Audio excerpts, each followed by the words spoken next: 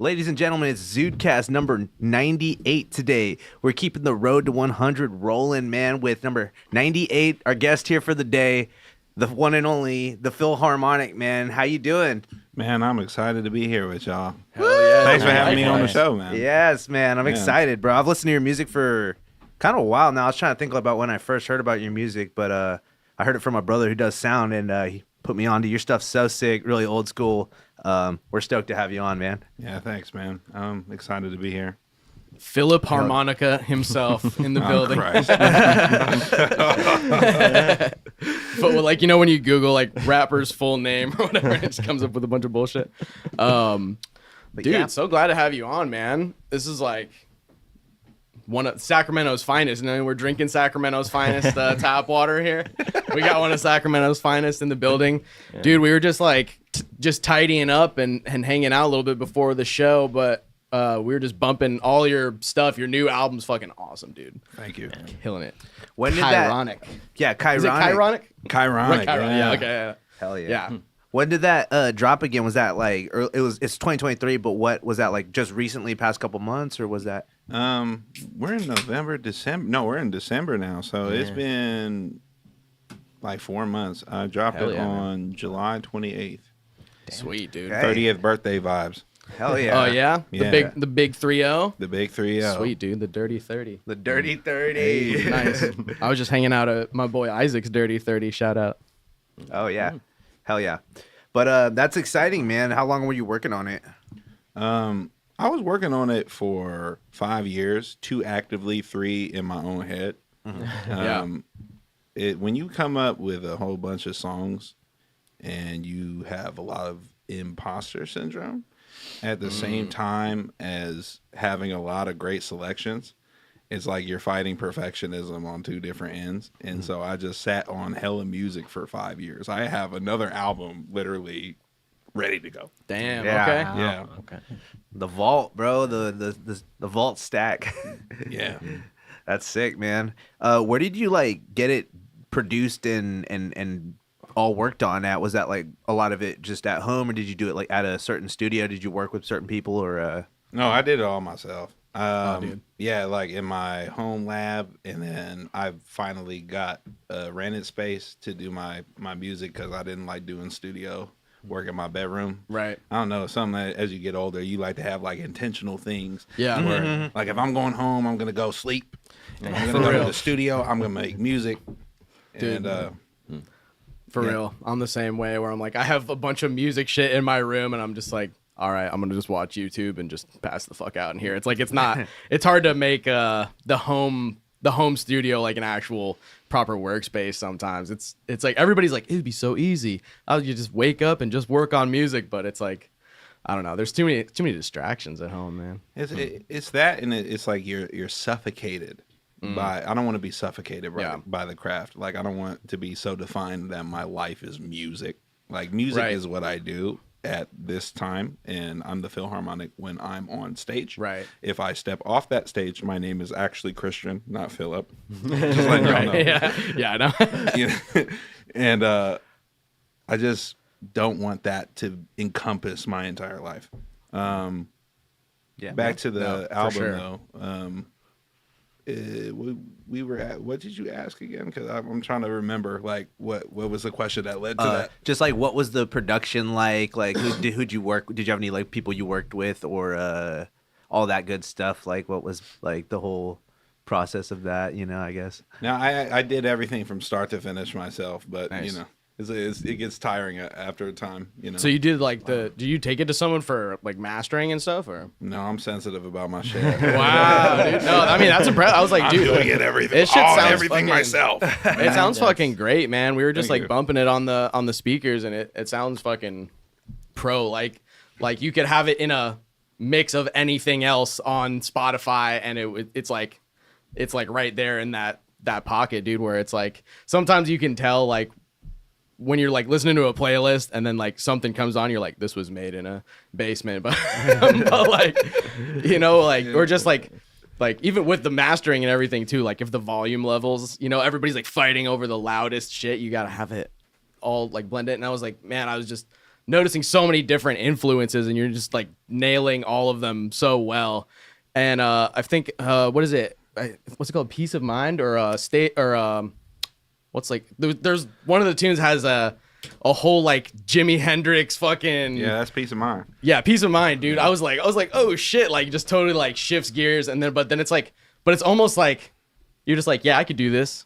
Almost as a bit though, like, and then you're like, all right, now here's a real song. It just totally switches gears. I fuck with that. Yeah, I'm basically that album was a Cliff Notes to my genre, you know? Right. Yeah. It's like, no, I don't know the whole book. I don't know how to play this shit. I couldn't tell you the goddamn notes on the guitar. Right, the Cliff Notes. That's it sounds right, so we gonna keep it pushing, you know. Yeah, man, I was digging it. I like a lot of your lyrics too. I feel like you sum up a lot of just big ideas very well too in like a catchy way and shit. My favorite song by you is a "Fuck You, Pay Me." That's definitely the one I slap the most. And but too, the new one I liked is "Issues." That shit, I was hella feeling that. I was like, we all got issues. I was like, it's just hella relatable, man. So that's thank you. Yeah. I'm actually curious. So you were saying you want to have like a separation of boundaries between your like personal identity and your music identity. Is that why you choose not to use your real name as your music like alias, or is there another reason that you picked the Philharmonic? Yeah, I mean, like for me, I think it's because I have a common ass name like Christian James Gates. I'm quite sure there's at least 50 in every state. Yeah. You know? Yeah. Dude, there's two Christians in this room. Right, on this podcast right now. Right. There's two Christians fighting for the truth, brother. Oh. Nice. But yeah, no. I mean, you've probably been asked this before, but like, what is the origin of the name? Yeah. So the Philharmonic was birthed after my grandfather died when I was 22. And I was doing a lot of work in the Christian music scene at the time. And I just left that. And I'm going to think for myself and have my own life. I'm going secular. Right, exactly. I'm doing this secular music. The big leagues. Right. And the Philharmonic was birthed out of me taking control of the entire process from start to finish. From the instrumentation to the production to the engineering, I wanted to be able to do it all at a professional level. So it's like a one-man orchestra. I didn't want to rely on anybody else. And also because, I play the violin and I do have an orchestral background. Oh, okay. And so that was the reason why I was able to understand like Philharmonic was orchestra and turn it into that. Gotcha. A little later down the road, I was looking up the definition of what Philharmonic means. Of course, in an orchestral sense, it means devoted to music. And I feel that my life is pretty fucking devoted to music. You know what I mean? And so I felt like that was just another nail in the coffin to really stick with the name and just keep going with it.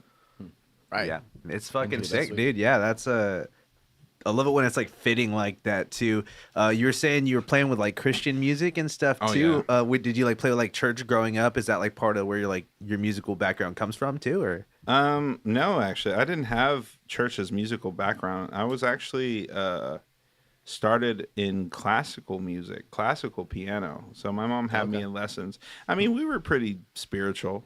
I wouldn't say like super religious, but religion was like the foundation for us to do like, believe in just mystical stuff. Right. Yeah. And she just wanted me in just to be versatile, to have a whole bunch of things to explore. Sports, music, and see what stick. Right. But of course I love sports. So I was like, I hate practicing piano. I hate doing all that. I don't like the discipline stuff. It feels like I'm tired of playing these notes. And then, school comes around and you see all these famous people and you're playing their songs and all the girls at school like it. And you're like, fuck yeah, dude, I'm going to keep going with this shit. And, that was kind of like how it was with me. And Nice. yeah.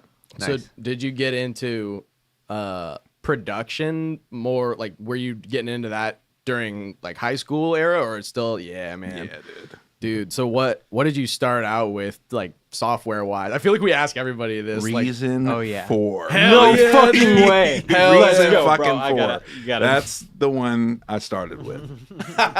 Yeah. You got to pick up Bobby. You left him hanging, dude. Oh, Reason my 4. No, you're good. Sorry, man. No, man. I didn't see him. Like, we were all looking around. Dude, yeah, it was like Reason. I think we started with 5, but yeah, me and this fool started. I started or on you started 4, with 4? yeah. Oh, okay. I think I Yeah. started with 5. Y'all Yeah, old as that. fuck. Well, see, I pirated Reason 4 initially, and then I was like, dude, don't fucking yo, be telling people that. yeah, well, you know what?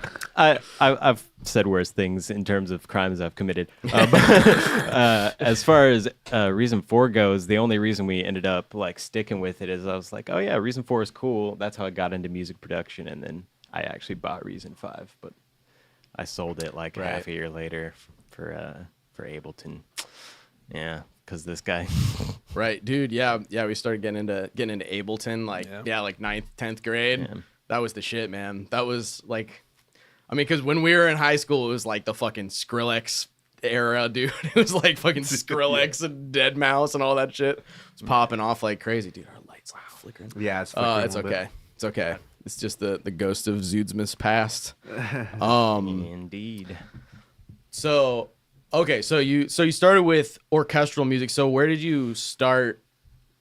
Did you actually play in any orchestras? Like, Yeah. like how early are we talking? We're 7th grade is when I started like picking up the violin and learning how to play it. Was this like in school band or? Yeah, school. Nice, dude. Yeah, school orchestra. That's cool. You guys had an orchestra. Yeah, we did. Sweet. We're fucking classist over there. I went to Einstein Middle School. over in Okay, Rosemont, okay, so I'm- Einstein. I got to rep the city. Hey. It's a shame that Einstein has just become just an insult. Like when you call someone Einstein, it's just like it's just such a diss, you know? I'm gonna add that to my arsenal now. Yeah, Einstein. That's some white people shit. Yeah, Call people Einstein. you got to hit him with the 2-hit combo Newsflash Einstein. Yeah. And then that's the end. Poindexter. But Poindexter. Who even is Poindexter? Is that even a person? I think it's a character from something, but anyway. Anyway. I mean, I think it's just a colloquial term for like a nerd type thing, but I couldn't be sure if it was like an actual character. I don't know. Well, I guess we'll never know. 'Cause We'll never know. There's no way we can look it up. Shout out Caitlin in the chat. Damn, Saying yeah. shout out Einstein Middle School. Hell yeah, we got some other Okay. Einstein I see. attendees in the Yeah. chat. She said Hell she yeah. went there too. That's funny. Fuck Oh, yeah. that's crazy. Well, that's yeah, man, that's sick. How many other instruments do you play too? Like, what do you you said piano, violin, what Guitar, bass. I think I can play trumpet still. We're gonna have to figure it out because when I tried to find toot out. that motherfucking horn, nothing was coming out, man. I don't know. I feel Sweet, it. man. Got to go back to the fundamentals. Hell yeah. So did you have any family that does music or?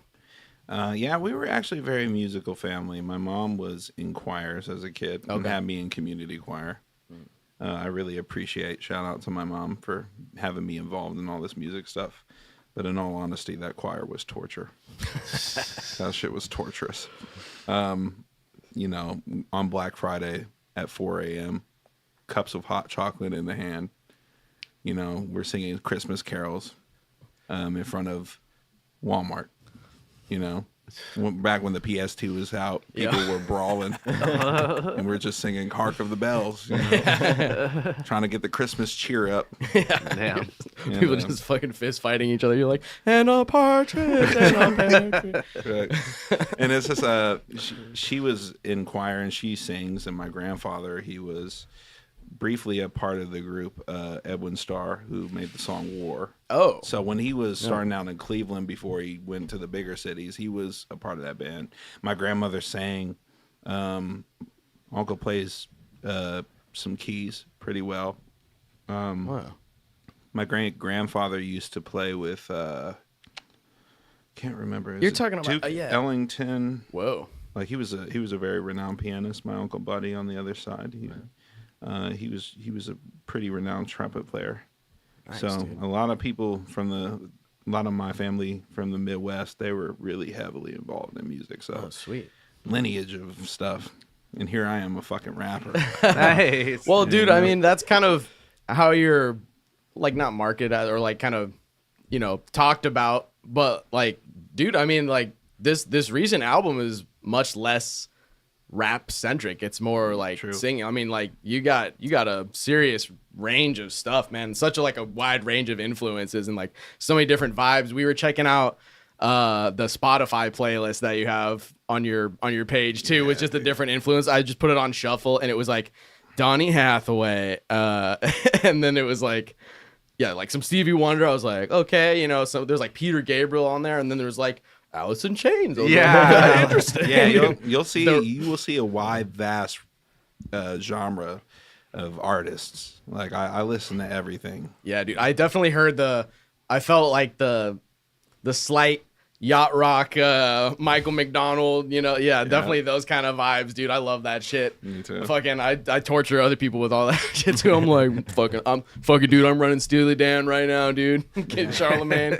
I'm like, yes, yeah, dude. Fucking, dude. If you know, you know. I'm a big Dan head, man. It's like you either die a dead head or you live to become a Dan fan. True. Dirty Dan. Dude, I love all that shit. Well, yeah, you had like, yeah, Christopher Cross and like all that kind of stuff on there too. Hell yeah, man. Sailing. That's my favorite song ever, actually. Because I was like, that was the first on the playlist. I was like, oh shit. Sailing is my favorite song ever. My favorite artist ever is Stevie Wonder. Hell yeah, dude. I was gonna say, yeah, there's a lot of Stevie Wonder in a lot of your jams. I feel like, which is what a lot of the guitar riffs and stuff too. Yeah. But like the like super wad out clav kind of tones, like it's cool. But there's like such a nice blend between that kind of really retro stuff and more modern vibes. Like definitely get some definite like Motown influences in there, and it's just like I like how like all over the place it is, dude. Like in a good way, you know what I mean? Where it's just like you get a little bit of everything in just a big old soup. Because that's kind of what we're doing, you know, like the new tunes that I'm writing with the Gold Souls, man. Yeah. It's pretty sweet because it's also very all over the place. But a lot of the like lyrical content kind of is very, very together. That's kind of like what pulls it together most. But genre wise, it's like we're going out there all over the place, and it's fun, dude. It's fun. It's nice to not like pigeonhole yourself into one genre or think like. Because you like your 2018 album, I would say is like a little bit more like rap focused. Yeah. But yeah, I mean, then there's no like, was there any features on the new one? I don't think so, No, right? No, there's no features. That's No that's features. all you. All me. Yeah, sweet, dude. Yeah. From fucking front to back. That's Thank you. that's sweet, man. Yeah, it sounds fucking awesome, and yeah, dude, one of Sacramento's finest. Hell yeah. I was gonna ask about the album cover. It looks like AIE. Did you use AI or did did. you? Yeah. That's sick though. I feel like it actually is cool that you did that though, because it's, I don't know, I feel like it fits the vibe of the album just because it's kind of uncanny in some ways too. It looks like it just kind of so off, but the whole album, it sounds like an old funk album, but it's like kind of off because it's like newer stuff, and like the sound design's real trippy on a lot of it. So yeah, I don't know, I just thought that was cool. I kind of noticed that. I was like, that's sick though. What was the prompt for the AI for the album cover? Because it's like a hybrid tiger piano, you know? Like, what did you type in there to get that? A lion playing piano on the beach at sunset. That was the fucking prompt. It was like, oh, that's so funny, dude. We're like, I'm proud of you, AI. I'm putting this one right on the fridge. Dude, that's so funny. I'll pull up the cover in a second. It's very And then I had an artist just paint over it. Right. I Oh, see. okay. Like touch it up and Yeah. see, that's Make what. it more human. Right. Yeah, that's where I think it can be very functional AI stuff, you know, as long as you put like an actual artist touch on it, like, and modify it, it becomes like it goes through like a transformation again back into something real. I feel like if you modify an AI generated image.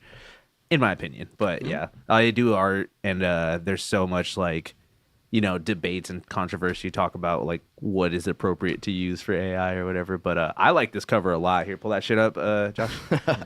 Dude, I fuck with that, with the backwards, like the backwards piano. I love that. There's a lot of deep symbolism. Yeah. Yeah, on this no, record. it makes me feel for sure. I'm like, damn. Well, because it looks like the lion's got like a little bit of blood, like it just ate, or is that It's like his tongue. or is it like a bloody mane almost, or a Yeah. bloody little goatee there?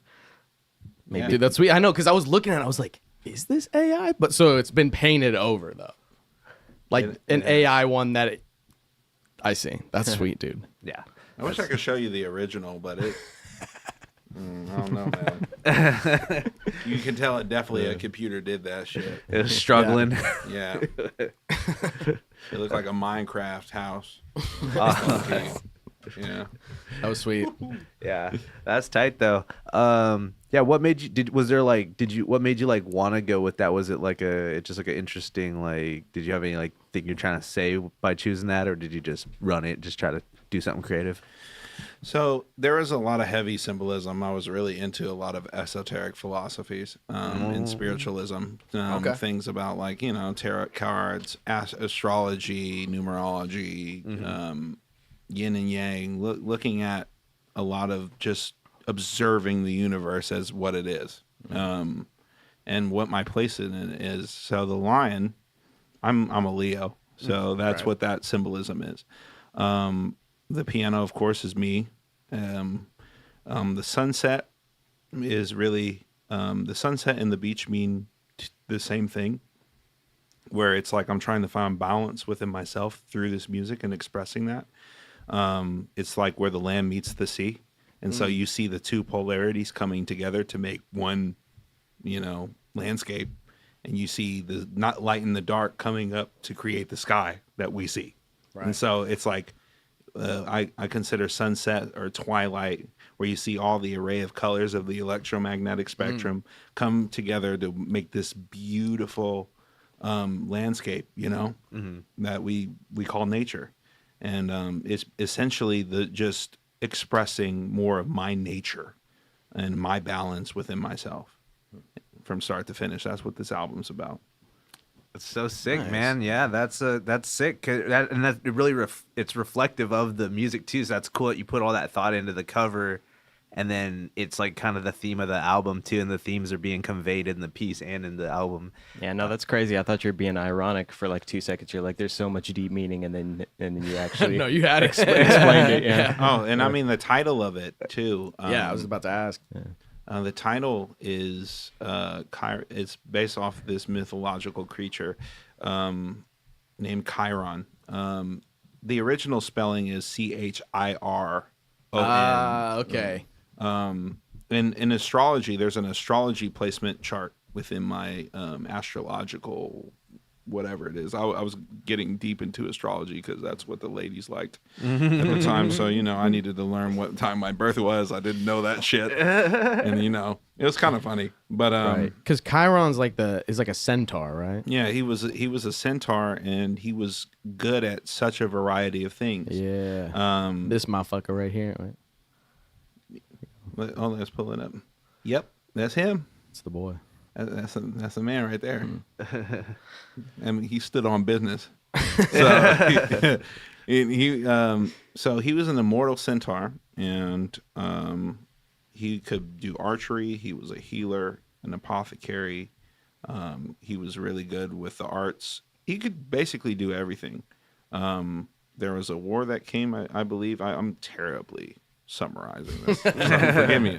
Again, Cliff's notes. Yeah. So he was in a war, and he got hit with a friendly arrow from Poseidon that was poisonous. Usually a poisonous arrow is supposed to kill you, but because he's immortal, he has to live with the pain of this poison from the arrow for eternity. Damn. So it is, in the astrological chart, it is indicative of where your wounds internally are. So the Chiron placement, and really it's like a comet, but it actually has a very, very big influence on your big 12 or your big 3. I looked at my chart and I saw that my sun sign and my Chiron sign were both in Leo. So, you know, I am a Leo. That's your sun sign. And then the Chiron is basically the opposite of that. So my wound is literally in my identity. And that's what this album is sorting out, is the imposter syndrome, all of the just the balance of self, figuring out how to be unlost, finding my own light. Like, it's all about that. Wow. Yeah, man. Do you Dude, think, I was gonna say something so dumb, but then I'm glad I didn't. Because you know what? You know, you're saying like Chiron, he can do this, he can do that, but you know what centaurs can't do? Can't jack off. They can do everything else. I don't know. Okay, if we're gonna go there, you gotta ask yourself. I mean, he how probably many, looked like Michael Jordan at the final buzzer in fucking Space Jam. He just straight shit his arm out all the way from half court. That's crazy. So I mean, yeah, that probably would imbue him with like such a life purpose. Though he's like, I gotta go out and get some bitches. But I mean, it depends. Do you have a front dick or a rear dick? Do they think- inherit the human genitalia aspect? He's a or horse. is it- He built like a horse. He's got a horse setup. Yeah, no. Well, they meet halfway in the middle. It's the bottom half of a horse mostly, Yeah, I and don't then know. the top half of a dude.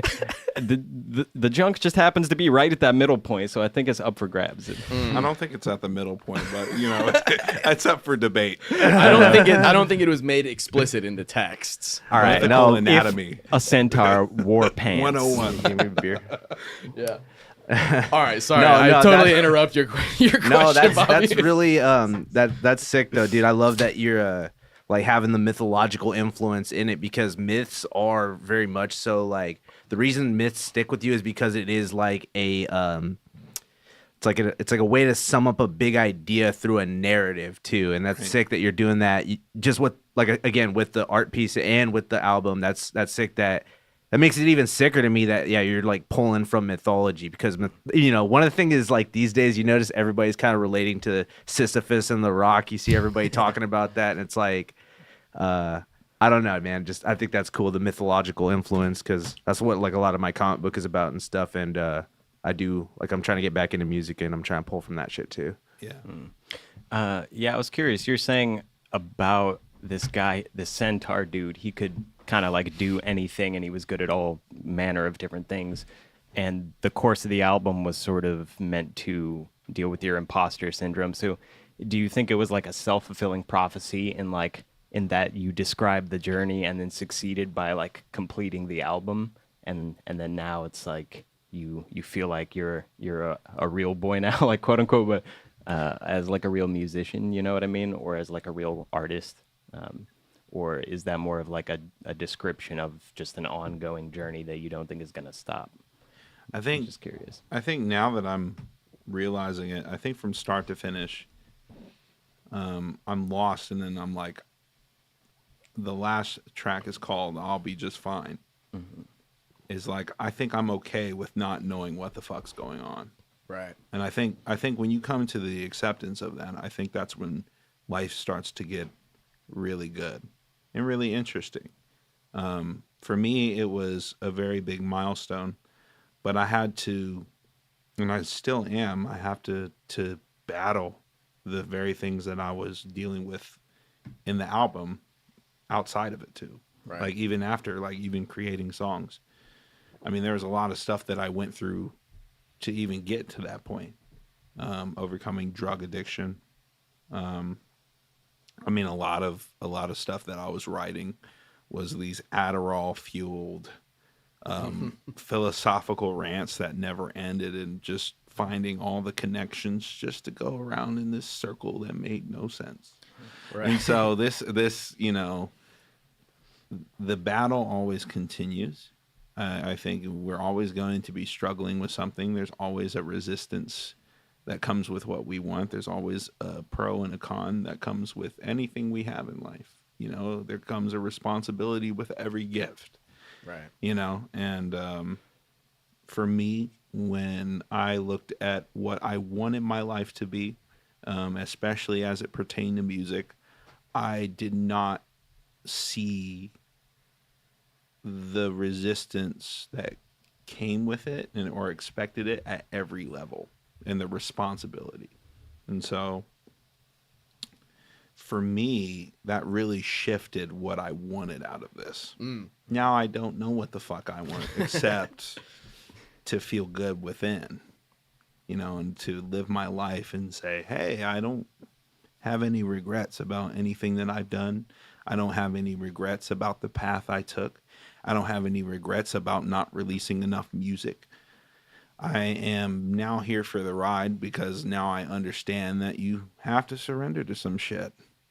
Right. Yeah. Dude, Wow. after a certain point, you kind of just, you can if you don't surrender to some shit, you can just drive yourself fucking crazy. Where it's like you gotta. Eventually, I'm just like, all right, bro, I'm just pulling up to life just with like a camping chair and a big fucking popcorn, and I'm just like, all right, I'm just here having fun. I'm just watching everything go down, dude. I mean, like over the last few years too. I mean, we were talking about. BC and AC, BC, yeah. Or you said, what was it when before the Fire Nation? Yeah. That's what I call it before COVID. Yeah, man, those really were the before times, but it's like, dude, yeah, those were a humbling few years for musicians for sure. I mean, I can't blame anyone for taking some time in between that. I mean. Dude, I mean, you got the U-Haul shirt on, bro. Yeah. I'm back to the fundamentals once again. Yeah. I haven't had a job in 8 motherfucking years, man. That's crazy. I was doing music full time since 2016. Right. 2015, actually. Crazy. Yeah, dude. I mean, we're all pretty much every musician I know, even like ones that are like playing a lot and doing a lot, it's like are still working day jobs right now, and it is what it is, but we'd all like to do it full time. Well, it's like a damn, what was I about to say? Come back to me, sorry. Sisyphus. Well, it's like I was gonna say, I was like, damn, I'm getting tired of living through historical, life-changing events. Where they say there's like unprecedented times, or the once in a lifetime banking crisis that happens 3 times already in our life. It's like fuck. A lot of your music too, like what you're saying, you're like, I need some motherfucking money, and it's just like, bro, everybody. Those are the songs I think that everybody is like, I fucking feel it, like and it's brutal out here, man. I think for me though, I'm actually okay right now with working a regular job. I don't consider it as much as a setback as it may seem for a lot of it. I think that, of course, I've seen the other side. Of course, I speak from a person who has been privileged and blessed to see the other side. Right. I've been able to do this full time. I've been able to go on national tours. I've been able to be on Sway. I've done a lot of shit, but I've gone here and now I'm here. On the ZUDECAST. Just like, on the ZUDECAST. No. Well. Yeah. Well, now I'm just. No.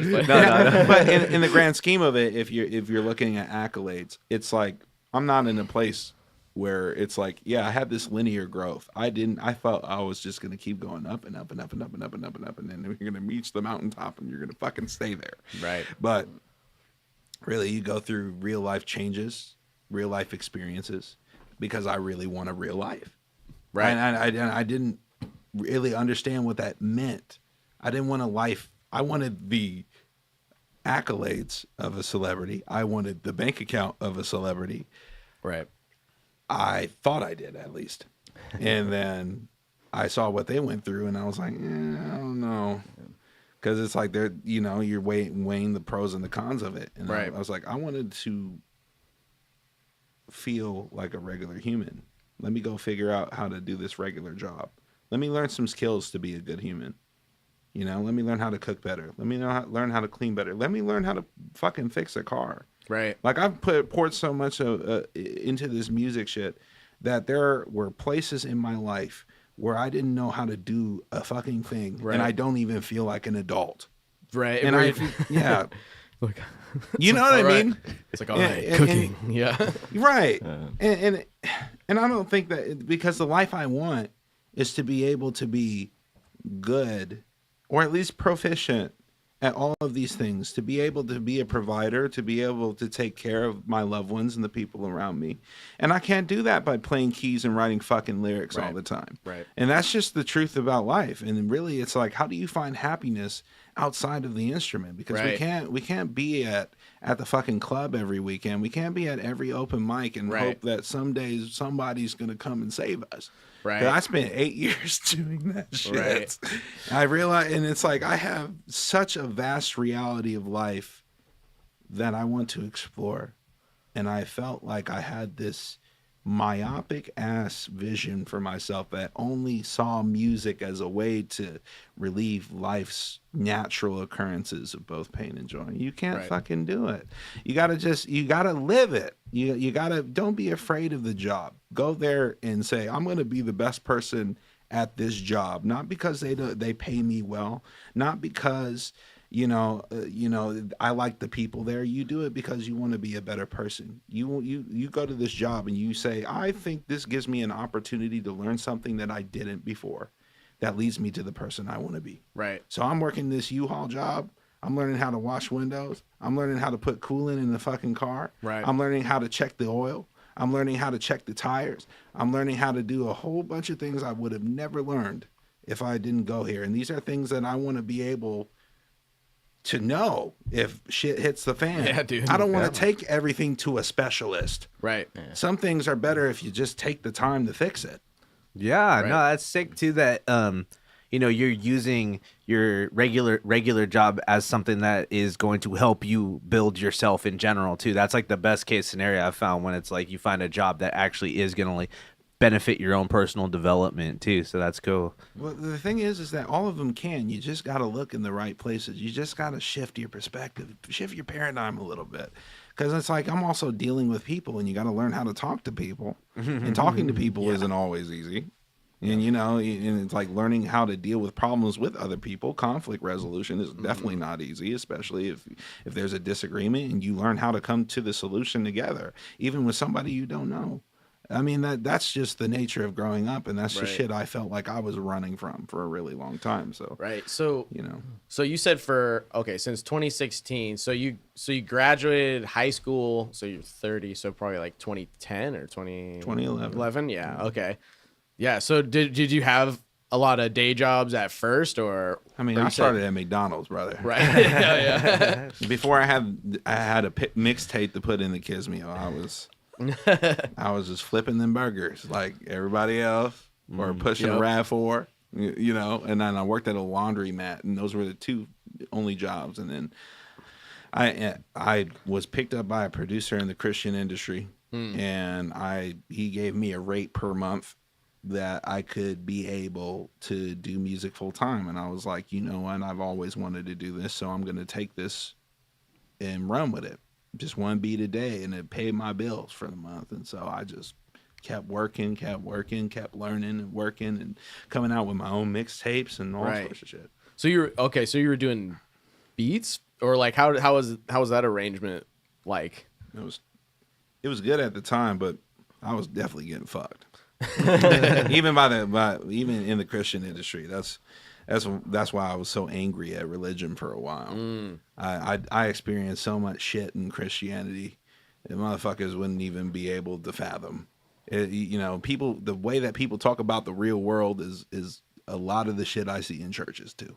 Right. It's really about the heart of the human being, and a lot of those people, they dress up in a religion and they do the same shit that they blame the world for. Right. Stealing, thieving, cheating on their wives, all sorts of shit. I've seen it, and it's just, and I mean, to have somebody who thrives off of young ignorance, and a lot of the people who are quote unquote intermentoring, the way they teach you is by fucking you over, and it's a harsh reality, and that's what happened with me in the Christian industry. But I mean, I learned a lot. Right. Yeah. You learn a lot by getting fucked over. But then they'll tell you like, well, that was God's plan. You learned a lot. Right, it's like he was testing you. Yeah. So, what did they have you doing too? Were you like producing like music for them, like for them to use in like their church, or were you like playing shows like in their church or band, or like what did they have you doing? I was producing for a lot of Christian rappers. Oh, okay. So, but I was only getting a down payment. So if I'm making 30 beats a month for $500, and this was right 2011 to 2014. No, 15. That was before I became the Philharmonic. 30 beats a month. Dude. 30 one beat a day. What's that, like $20 a beat or something? I want to say. Yeah, I mean, like the math is not fucking math. That's not enough for how much work that is. Yeah, no, it's but at the time it was a way out for me. Right. So it was a way for me to really improve my craft. And I look back at it now as that I'm not the artist I would be today if it wasn't for that moment. So yes, right. It did all fucking work out. But, like, regardless of how much money you made off of it, being able to make a beat in a day to me is still an impressive thing. It is. It's hard to do. I mean, as I've gotten older, it's gotten hard. Well, that'll definitely teach you how to not worry about perfectionism in a way where you're like, this is due today. I got, I'm put how many like hours roughly in a day would you spend on one beat before you like called it a rap? I mean, probably depended on the beat, I guess, but yeah, depending on the beat. But like, was it like, were you putting like 8-hour days into them, or like sometimes? Yeah, because I loved it so much, so it didn't feel like work at the time. Because it's fun. It's a blast. Yeah. Were you still using Reason? For the beginning and until 2014, I switched to Ableton. Right. And not looked bad. Yeah, me either, I dude. fucking love Ableton. Yeah. No, we were talking about Reason's got some cool like synths and stuff, or it did back in the day. And I do sort of refills, like the baby. Yeah, man. Yeah. Their like devices are great, and I think the best thing about Reason now is that you could just VST it into whatever program you want. That's pretty cool. Like some of the software synths on there are tight. Yeah. But you were talking a little bit about Adderall. Yeah. Oh shit, dude. Well, because it's funny. I just relate to that too, because I'm like, I started taking that shit at like the tail end of high school. I was like, I'm gonna try to take AP classes like my senior, like just as like one last. I was like, see, I'm smart, like as just for my senior year. And I was like, I'm gonna need a little help with this. And then, cause it's funny, man. Cause I don't know. Did you have like a prescription or no? Yeah. So I was introduced to it one night because I was diagnosed with ADHD when I was 11. Right. So I was before then I was just taking Concerta. Right. And that that's methylphenidate. Yeah. It's almost the same. It's almost the same, but it's not quite as cracked out. No, not at all. as Adderall. It's not as euphoric. Yeah. in Right. the beginning. Right. I started back in 2019, right before I went on tour with Hobo Johnson. And the reason why I started it was because I was in this contest where whoever wins would get to fly out to work with James Poyser from The Roots. Oh, wow. Yeah, so that's the song 20 Rounds. That got second place. And it didn't get first. Right. So I attributed that to an attention deficit thing where it's like, damn, if I would have worked a little bit harder on this shit, if I was a little more focused, I would have won that contest fair and square. So that prompted me. With performance enhancing. Right. So, I was like Sammy Sosa. I put the cork in the bat. I Barry Bonds that motherfucker. Bart McGuire that shit, And the next contest that came around on Splice blew it out the window with Louis Vuitton. Nice. And so that worked out. I got to meet him. He's a really cool guy, by the way, and we're still friends. I got to call him up. But that was just the beginning. And so I was taking the XRs, the extended release, which are the best ones. I know all about those. It's like you get, little beautiful euphoric moments. Right. And so, oh man, this is a long segue. So I started taking it and I started making this music, and I started making the best music instrumentally that I've ever made. The shit that but lyrically, I was just angry. You know, I wanted to Yeah. be super political and angry, and I was coming up with all these conclusions. And so, Right. you know, there were a few gems in there which I will release. You know, The Adderall binge era. that was the 2019. We're talking about maybe April or May of 2019. That's when I started it, right after Drugs was released. I would go on tour, and I was like, I'm gonna need this on stage so I can have really good banter with the music, so I can feel connected with the crowd. So I bought like 30 of them motherfuckers. And we was in Seattle, Portland, SF, and how y'all doing? Yeah, I step up on the stage, got the Adderall in one thing, and then I'm taking tequila with the other. And if you know about, if you know about that combination, you know, it's a wild combination. Yeah. And Make you want to fight somebody. I don't know about that. For me, I felt like Barack Obama with a teleprompter. That's how I felt. That's how on my game was. And it just throughout the tour, I kept taking it, and it was my mom's husband at the time and my drummer Courtney, and we were just driving from city to city throughout the tour, and I had this Adderall in my bag. We went through customs when we was down by the border from Mexico. Everything was fine, and then we had to stop in Mississippi. Adderall going, you know, I'm still only doing like 30 milligrams a day. I was still within the. That's like what a normal prescribed. prescription is for like a lot of people that take it. I was like, I think, yeah, but like out of high school, I was probably taking like 20 milligrams or whatever, 20 to 25. 40. Yeah. Yeah, you know, it's your typical. Right. So, but we got pulled over in Lamar County, Mississippi, and I had 30 of these fucking pills. I just got a re-upped when I was in New Orleans with my manager at the time. And we got pulled over, and they asked us to search the car. Oh, man. And, of course, my dumb ass comes out talking about the Fourth Amendment.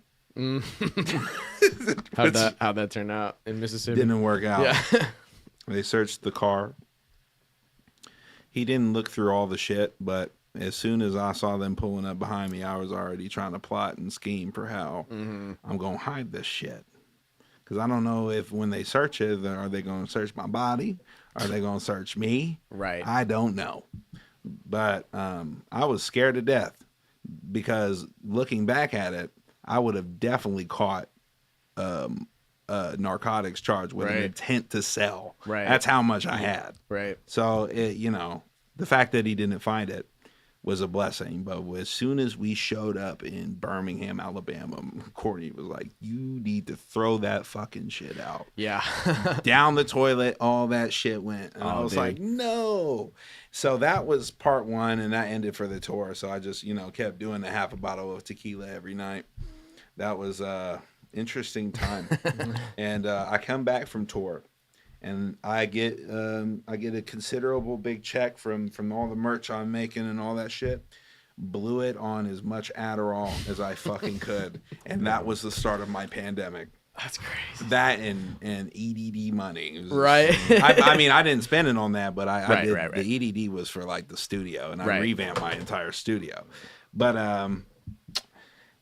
I still like brought that in $400-$500 a month, just spending it on, and it went from 30 milligrams to 60 milligrams, and then eventually it hit 90, and then at the worst, when I was back in 2021, before I turned 28, I just kept spiraling, going through psychosis, going through a bunch of bullshit. Like there was like health problems that I didn't even know that I was putting myself into because I kept taking it up. Dude, because that shit will jack up your blood pressure too. Yes. Like I remember when I was taking it like as a prescription, like I was like probably like 19 or 20.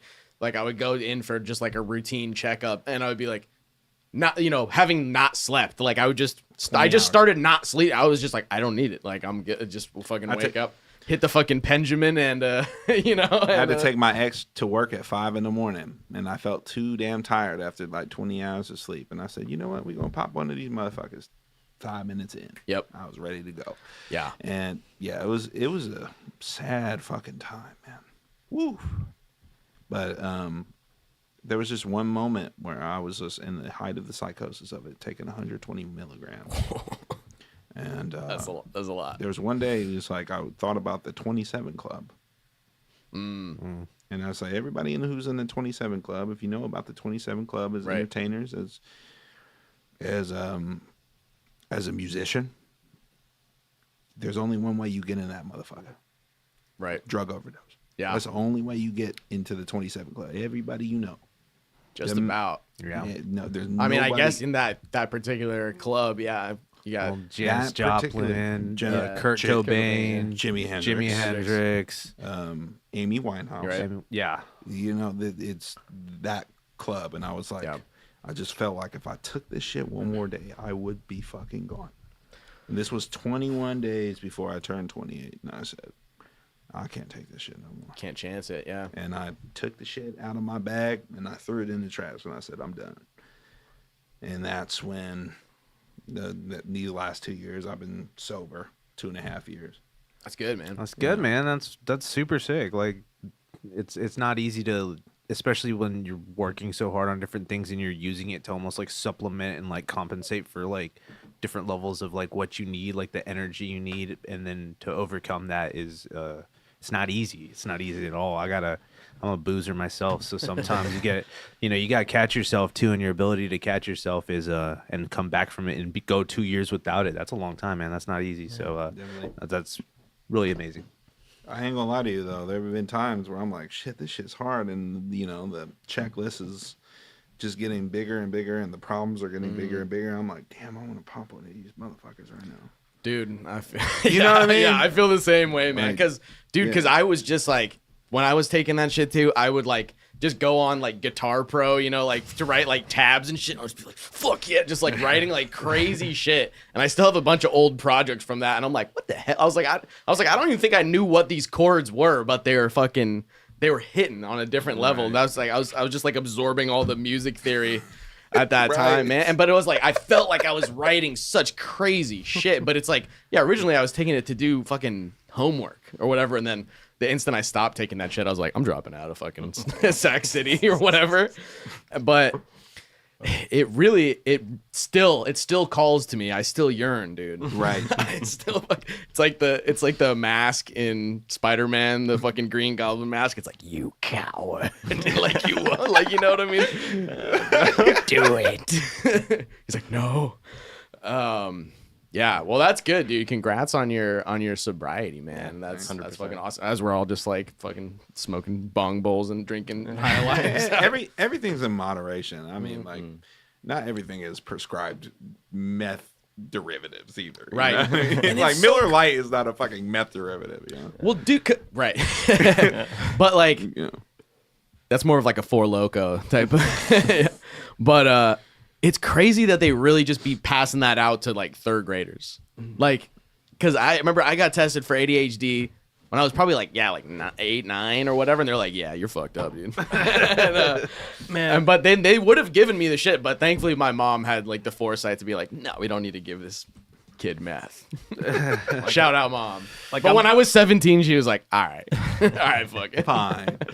Just Go out and play now. You're basically, yeah, right, dude. I was so skinny and shit too. I was like, probably not in a good way, but you know what? Like, but yeah, when you shouldn't have like high blood pressure and shit when you're like 21, 22. It's like, yeah, it's kind of insane that they're like, look at this young boy. He can't like sit down for 8 hours. There's something clearly wrong with it. It's like they just be handing it out. They're a lot tougher with it these days. People started actually going to jail a little. Doctors and shit started actually getting in trouble for giving that shit out willy-nilly. I remember there was like some over COVID too. It was like, I forget what the company was called, but I think it went Cerebral. Yeah, I think that's what it was. Yeah, no, they sent me that shit. I would get ads for it all the time. I was like, damn, dude, I ain't gonna lie. There was that story because I got a subscription with them. And I started to get the first thing they gave me that at the gate. I told them my symptoms is like Adderall. Yeah, no, for real. Yeah, crazy. Dude, I remember like doctors will literally have like a 10-minute conversation with you and then be like, fill out this quiz. And then the quiz is like, are you ever sad? And then if you answer anything, it's just like 5 questions. And then it's like, how about fucking Lexapro? Or like, Right. they'll literally just give you that shit. I forget what did I get? What's the other one? It's like it's not the super. Vyvanse. Not Vyvanse, but it's not an ADHD one. I can't even fucking remember what it was called. Wellbutrin. Wellbutrin, that's right. They just passed that shit out like candy. I was like, and I took it for like 6 months or something. I was like, is this even doing anything? Wellbutrin. I hate that shit. It's just I've like, tried it. I'm Yeah. good. but it was like literally like I'd never met that doctor before at that day, and he was just like, I don't know, fucking Wellbutrin, dude. He's like, we gotta do Zudes with reviews, but review just different Adderall, different ADD medication. that sounds like something Vice magazine would have done in 2007. That would look like, you remember them Wendy's taste testing commercials when it was tasting all the baconators and shit. Oh yeah, Yeah. classic. I got more water if you need. Oh yeah, that'd be great. We also got a few chats up in here. Might as Yeah, well let's cut to peep 'em. chats real Yeah, quick. let's See see what what's people are up. saying here. Oh yeah, we got Horseman still. We got love the music, big bro from below average. Alex Severzin, Christian in the house. What's up, Zudes? What's poppin', y'all? Thank you everybody for man. tuning in. Go ahead and drop a like on the freaking video. That'd be freaking sweet. That'd Shout go out to along. Alex in the chat, fellow Hi, Alex. Gold Souls member. Hell yeah. Shout out to Caitlin for listening to the album cover spiel. Yeah, I'm glad man. you like it. Dude, that was deep, bro. I love it. That was sick. So you said you went on tour too. What are some of the places that you've gone to that you really liked playing at that were real different vibe? Oh man, Canada. I mean, that was my first time out of the country, technically. If you've ever been to Vancouver, it's a beautiful place. I call it White Conda, personally. White Conda. Yes. I know. Forgive me for my sins. No, But I'd be like, What? really? I gotta check it out. Yeah. as soon as you cross the border, bro, there's not a single piece of fucking trash for 50 kilometers. Everything's in kilometers. Right, there. So, yeah. you got to do all the little gadget resets on your vehicle and start driving like they do. They drive incredibly slow, for Christ's sake. That's my only thing. But but 50 kilometers, you see these big old Coors Light looking ass mountains just above the city with the high rises, and all the people are smiling, doing ordinary things. I've never seen anything like it in my life. The people there are so much happier. Than, like, I saw this chef was just walking out of his job, and you would think it was like watching a play in a movie where he just had the biggest smile on his face. Like I don't know. Right. It was the Like best day of his life. And I said, I've never seen this shit in America. You come to America, we'll wipe that smile off the face as soon as you hit the border. Right. You It's know. not like the Little Mermaid chef where he spends all day chasing a fucking Jamaican crab around. Right. He's just like gets out of his job and he's like, yes, can't wait to go home to my fucking poutine and healthcare or whatever. Yeah, my wife made me a great supper. Yeah, supper. You know? Talking about supper out there. But Do they say supper? No, I'm just make that shit I'll up. I mean, it's like, it's the healthcare. When I had COVID for the first time on tour, I was in Toronto, and they took care of me, and I got better as soon as they took care of me. I didn't have medical insurance at the time because it was too expensive. Yeah. And so I went to check up, and it was $120 for everything I needed, which is crazy. The pills, everything. Nice. Yeah, I was like, you know what? I might move here.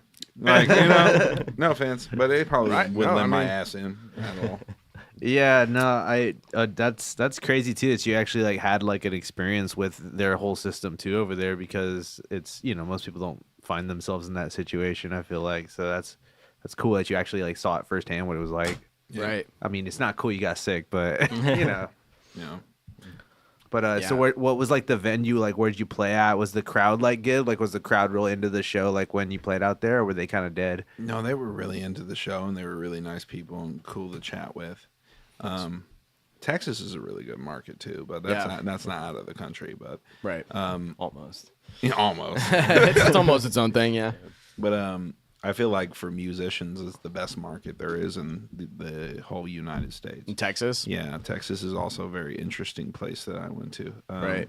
I really liked Dallas. I liked Austin. Yeah. I liked Houston and San Antonio. That's the 4. Right. Because, I mean, all those cities, like, I mean, there's like, it seems like they're not like that far. I mean, I guess some of them are far from each other, but like, I think from like Dallas to Austin's like not super crazy. It's like 2 to 3 hours. Right. So it's like there's a lot of big cities, and I mean Austin, I think this population's about like twice that I think of Sacramento, because Sacramento's about 500,000 I think. Yeah.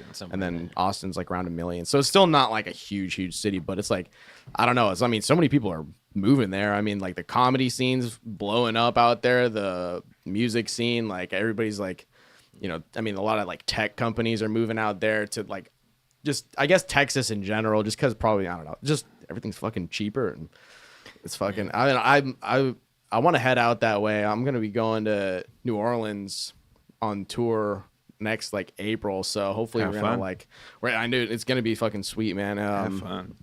Cause I haven't been out there yet and I'm like, I feel like I might not leave if I go. Yeah, that sounds about right. Saying this. I know. He's like just gonna Culture wait. out there, the food out there, everything out there is amazing. It sounds like I would just become a fucking pirate though. Like I would just be like yar and just start fucking just drinking real heavy out in a spot like that. Because I mean the nightlife out there is, from what I hear, is pretty crazy. No, it is. It goes way late. That's cool, man. Yeah, I know. Definitely, like, that is one of the coolest things about music. Like, even if, you know, doesn't always pay all the bills, but at least you can like fucking go and travel. I mean, most of your time, you know, you're in a car or a plane or a whatever, you know, the car to bar pipeline, whatever. hit the dive bar. Yeah, car to, that's what me and Alex were talking about. On the last Gold Souls little run we did for a couple of weeks in Oregon and Washington, and it was like, yeah, it really is the car to bar pipeline, just out of the whip, and then That's yeah. hella funny though. So when you were touring, okay, so was this during like the one you said that you did with Hobo Johnson? Mm-hmm. Nice. So were you guys like all like traveling together, or how was that? No, he had the tour bus, and we nice. rented a car, and we got an advance for the tour, so we could afford all that. So we were Sweet. paid well, and we were treated well, and it was great. So was it like a what kind of bus was it? Shit, it was just one of them. I mean, for him, it was like, you know, it was just one of them regular tour buses that you see any other band coming into town. Probably Right. got the big ass plasma TV and Okay. and probably a bed on the back, and then you got the bunk beds on the side for the rest of the members. Dude, that's pretty sweet, man. Yeah, it's like not bad. yeah, the last tour that I did, we were supposed to go in like a bus. It's like a shuttle bus kind of thing, not quite like a tour bus, but like it was like formerly a church bus, but it started having like a crazy fuel leak right before we left, so we had to take like 2 cars. We had to take like a 4Runner and a van and with a U-Haul trailer, and that was pretty wild. So were you guys like doing, like, you're able to just like sleep in the bus, or do you guys do a lot of hotels and stuff? Or Oh, I didn't get a bus. I had a navigator. okay, I was in the expedition, the Ford expedition. Yeah, right. And we had to pack that motherfucker to the seat just in order to fit us 3 in there. Like every Right. nook and cranny was covered in equipment. Right. And so were you were traveling with a band at that point, or was it? It was just me and the drummer. Oh, okay. And then my mom's husband at the time, who was taking care of merch. Nice. We needed a white guy for insurance. Even though I'm a white motherfucker, I'm still black. Black, white, and native. I don't want to do the, you know, look at me. Right. 23 and me. Yeah. Mom's black, but I'm like, I can't get us. I'm not white enough to get out of a situation in certain places. I can do that shit on the West Coast. I'm G out here. Right. You go to in Mississippi, I wasn't. Yeah. Yeah, and Courtney definitely couldn't do it. Sorry, Fuego Drum. Shout out, to Shout Fuego. out. You needed someone to say, "Hold on, partner, wait just a minute." I mean, he wasn't that type of. Well, he could do it. Listen here, Buster. Yeah, What were we saying? Newsflash, Einstein. Yeah, he just says that to the cops. well, he was in the carpentry, so that Bob the Builder energy. Okay. Oh, yep. Because they would have gave us a full motherfucking inspection. They would have unzipped every bag, every compartment of every bag if there was no white man on tour. Yeah. If you guys are feeling guilty about your privilege, just be a fucking tour driver, dude. Right. That's the least I can do to For give every back. rapper in Right. the industry. Yeah. That's funny. He's playing defense, bro. Right. They got to be 2 steps ahead. Hell yeah, man. Well, shit. I was gonna say too. So you're saying you're into like mythology and kind of like esoteric stuff. Like how'd you start like getting into that kind of stuff? I know you said of course learning for the astrology girls. I know all about that, but no more. I'm gonna take it, man. I'm good. No. I'm out But the game. But in general though, like what? How'd you start getting into that? Like what were like the first things that really like put you down that rabbit hole? Adderall. That's that. I don't know what it is with. There are 2 things that happen when you do drugs 3 things that happen when you do drugs for a long time. Of course, you become just useless altogether. Sorry, guys. I understand. Rehabilitation is important, and drug addiction is a real pain. But at the same time, you're not it, bro. So I can say that now because I'm like a part of that. The second thing that happens to you is you become a Christian, which is not like. I'm glad I had that phase before that happened. I would never do that.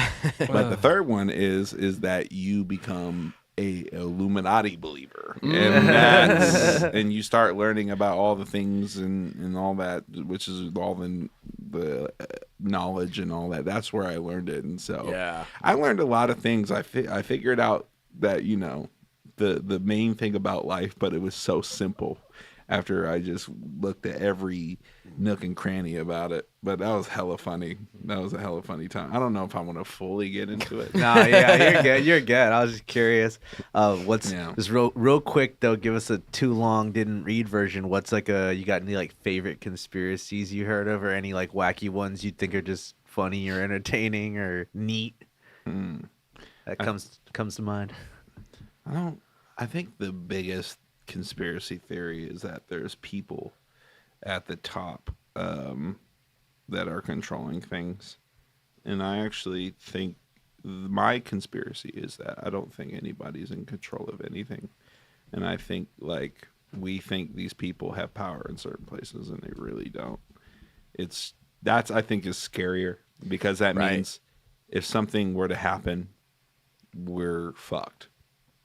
Yeah. It feels good to have somebody who's like, I mean, that even though that sounds terrible, I mean, we kind of want to have a boogeyman who's in control. Right. Like there's a big brother, like kind of like when 1984. Right. There's like this big brother that's looking over us and putting cameras in our rooms where we sleep, and it feels good to have this just invisible boogeyman. That's, my life sucks because of George Soros. Right. It's like they say, it's like the Rothschilds summoning my brake engine or my check engine light to turn on. Right. Exactly. Yeah, no, it's like Dinkelberg, Right. Anything Dinkelberg.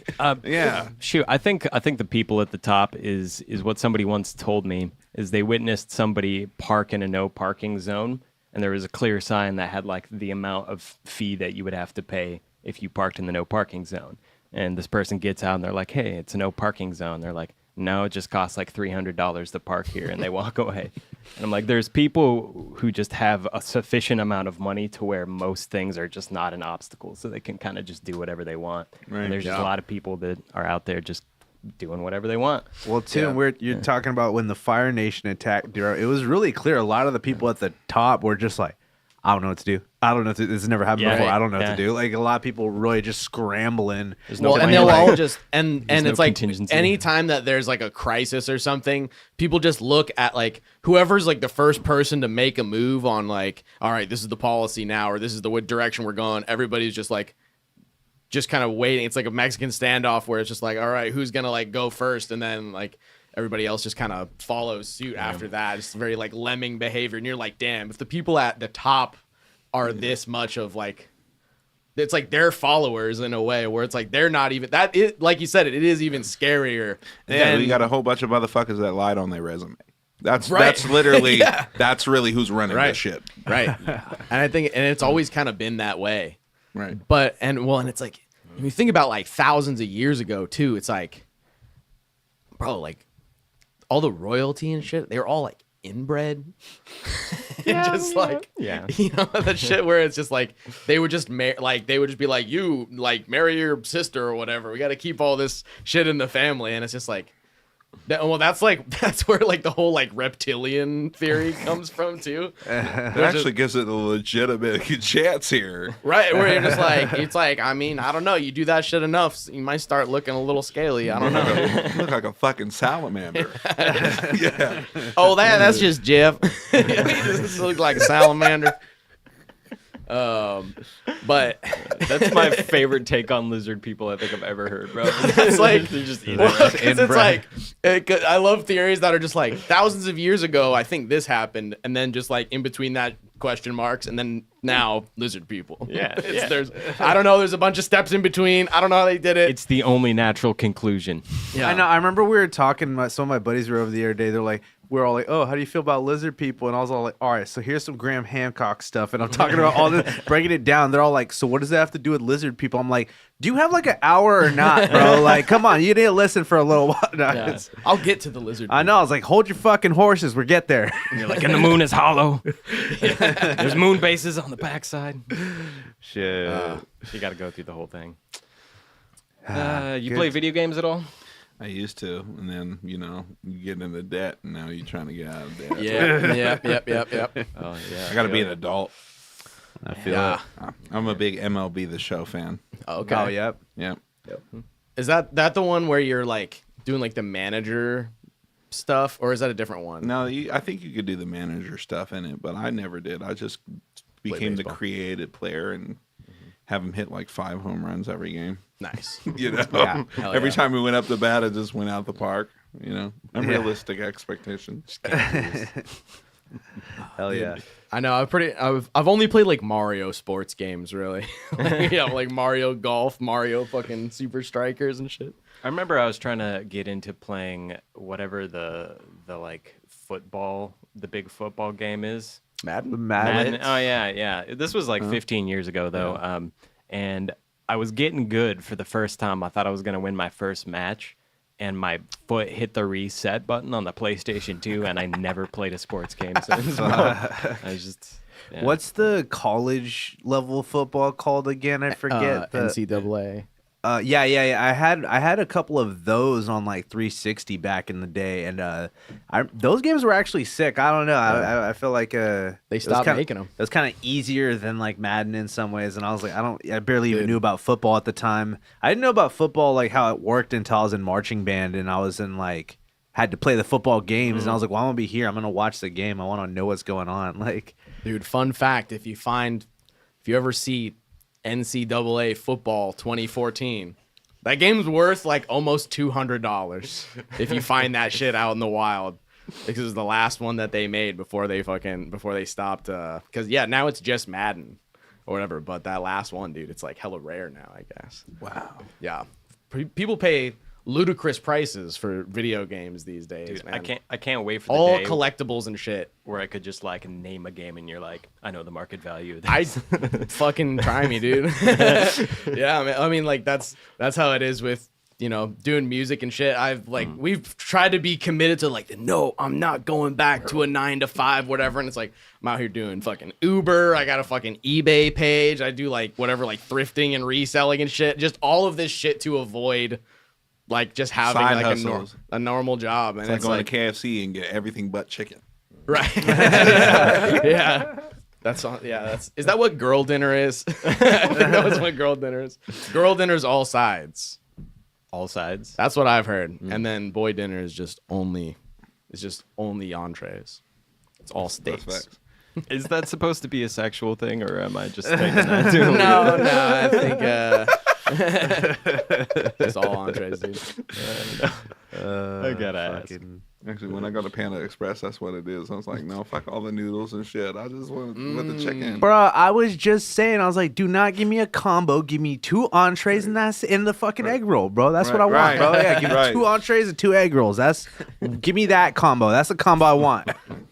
Dude, Expensive. Yeah, right. That's what they start. Bougie as fuck. They start charging your ass, bro. And I'm like, bro, it's the same amount of food. It's just not. dude, not when noodle. you go to the Chinese restaurant in the hood, and they're like, it comes with egg roll. You're like, ooh, yeah. And they be the extra big ass ones too, extra crispy on the outside. It's not a spring roll. Fuck spring rolls. No, I don't it's like an those. egg roll, bro. Yeah, what the fuck is a spring roll? What is that shit made of, dude? Vegetables. Veggies, Not bro. eggs. Just veggies, and then they don't. It's not egg. It literally doesn't have the egg on the outside, so it's not an egg roll, bro. It's made of It's the wrap bullshit. is fucking. It's made of cellophane, dude. It's literally like shrimp and saran wrap, bro. Get the fuck out of here. I mean, Spring you're roll. lucky if you get shrimp in that. right? bro, Or whatever it is Yeah, in where there, you yeah. going? I want shrimp in the egg rolls, bro. The No. fuck. I've Shit. had like my mom was getting into making those a while ago. She would like fucking like roll them up herself. All but right, she the would put- real question though: egg rolls or crab rangoon? Where y'all Ooh. standing, bro? I don't know. I got a pretty fire egg roll recipe that was taught to me by an authentic Chinese chef. I Well, I'll be might damned. have to go egg rolls because I'm lactose intolerant. Oh, okay, well that's fair. But the crab is so bussin'. Crab rangoon. It's also not crab. No. Don't that tell me imitation that. shit. Not that not Mr. where I Crab. go, bro. Not where I go. Bro, it's Not really, my place. Not my restaurant, bro. Not my spot. you already know it is. No. It's like All right. it's like such Star Wars. Like search your feelings. You know it to be true. Star Wars. Hello. Shoot. Dude, have you ever had any alien or ghost encounters or experiences? I've not, but if I had a ghost encounter, that shit would be fun.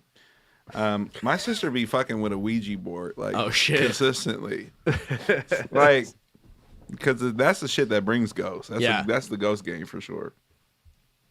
And nothing's bad happened at the house. My mom's like, yeah, no, you can't do that here. But I've always wanted to try a Ouija board, see what's happening. Right? do live on stream right now. Yeah, we gotta do the Zudes do Ouija board, bro. You gotta come Dude, for that one, bro. I We should do. definitely will. We'll just Yeah. wait until like our lease is almost up and then just haunt the fuck out of the house right before we move out. I mean, that one. I mean, no, you in the hood. That'll be pretty easy. Yeah. You might just hear 2 shots. I was like, it's like, is that fireworks or is that the other thing? Yeah. Just start playing. A fun game. Fun game we like to play out here. Yeah. I forgot to ask, so are you originally from Sacramento? I'm actually from Cleveland, Ohio. Oh, wow. But I've been here since I was 7 years old. Oh, okay. So this is my home. Nice. Have you gone like back and forth a lot, like to see family or anything? Or I mean, I did when I was younger, but after my grandparents died, I haven't stepped foot in that city except on tour. Right. You come back to Cleveland on tour? Yeah, that's back in 2019. Nice. But yeah, I haven't been there since. Oh, okay.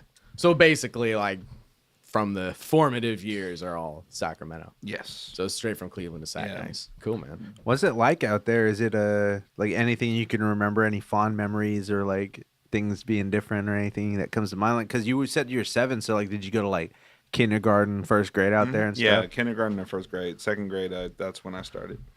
I was spoiled out there. I would go out there every summer, and I would play sports. I play baseball, and just be fat.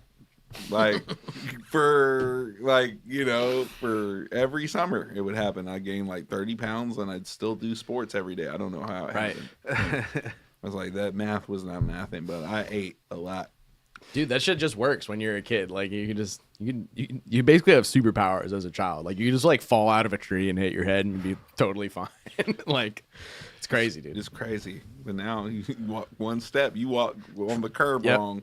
You got a sprained ankle and shit. Yeah. Dude, I know. I almost fucking rolled my ankle on K Street. Oh, dude, I didn't fucking tell you guys, fucking, because I went and saw Mark Normand on Saturday, right, dude. yeah. Yeah, with my girlfriend and. Dude, this is hella funny. She might be mad at me for saying this, but like, she ended up fucking. We were like rushing to get out there. You know, we're like, quick, smoke this joint really fast, like in the parking garage, whatever, next to the IMAX. And then, you know, we were like walking over there hella quick. We like missed some of the opener or whatever. But then we got back, and she was like, "Oh fuck, I don't know where my keys are." And I was like, "Oh fuck, dude, you didn't leave them in the fucking Crest, did you?" And then we looked inside the car, and it's like there they were in the ignition, but with the fucking door locked, dude. So yeah, but shout out to AAA. Shout out to my parents for still keeping me on their AAA. But, so we went to a like little. Didn't you say you karaoke. saw my brother there too? Or Oh yeah, well he was working there. I'm pretty sure. Yeah, that's funny. he was working there when I saw Tony Hinchcliffe a couple months ago too. Right. Yeah, because you saw Tony Hinchcliffe. Yeah, that too, was a little that's while right, ago. right. Blessed to see the comedy shows coming through town. Do you like comedy or like you like comedians? Love comedy. Hell yeah, man. Who are some of your favorites? I mean, I love Dave Chappelle. Yeah. I'm Go, a Dave dude. Chappelle fan through and through. You ever seen him? No, Live? I want to see him live. Dude. I would like to see. I'm actually a really big fan of Bill Burr too. Yeah. That dude's hella funny. I was gonna say I feel like you're like right in the prime like age range to like really grow up on like Chappelle's show and stuff Yeah, too. I Because was. yeah. I was. Yeah, 'cause you're like- 04, baby. Yeah, dude. Yeah. Fucking classic. I love my favorite Chappelle skit on this show. I'd say which is saying a lot because there's some fucking good ones, but the player haters ball is probably my favorite That one. shit was funny. Mine's the racial draft. Oh yeah. Without a No, doubt. that was. Like, still, that's my favorite one. that's what I'm saying. They're neck and neck, dude. They're so good. And then there's comes times for the end. They're like, we claim the whole Wu-Tang Clan. Right. That's just Yeah. No, and I love too where he's like on the player haters ball. He's all like, "There's nothing I can say about your suit that hasn't already been said about Afghanistan." Fucking bro. And Patrice O'Neal, R.I.P. Patrice O'Neal. He's dude. Pitbull. And then Paul Mooney. Oh yeah. R.I.P. Dude, oh my god. I was watching his stand-ups, the one with the American flag, and he has like all the white people in the chair. And he's like interviewing him. It's the funniest shit I've seen in a long time. I don't know if I've seen that, I'll but have to yeah, check Paul that one You Mooney's out. have the to goat. check it Yeah. out, dude. I was bawling. Yeah, Paul Mooney's a freaking legend. I don't know Yeah. how this is my first time hearing about this guy. Paul Mooney. He was in. He was Yeah. he was on the Chappelle show a lot. Yeah. He was, And he was the one that wrote a lot of Richard Pryor's jokes. right. right. So Yeah. he is the behind the scenes goat. Exactly. Like whoever the best six man in the NBA history you could think of. He's basically the equivalent of that in comedy. Yeah. I love a Gabriel Iglesias. I think he's Yeah. hilarious. Seems like a really good dude. And very, very nice man too. Yeah. Felipe, you ever see Felipe Esparza Yeah, too? everybody tells me I look like that. I wasn't gonna say it, but I was like, "Hey, you brought know, it up. Felipe." What's funny is that, we've had so many run-ins where it's like the hashtag not Felipe is now starting the trend with me, where it's like, and I look at that dude and I'm like, damn, we really do look alike because it's because of the hair. Yeah. And, the, the and hair. the beard. Yeah. No, definitely. There's definitely some resemblance. Yeah, let's pull it up real quick, Josh. Let's see. It's pretty close, dude.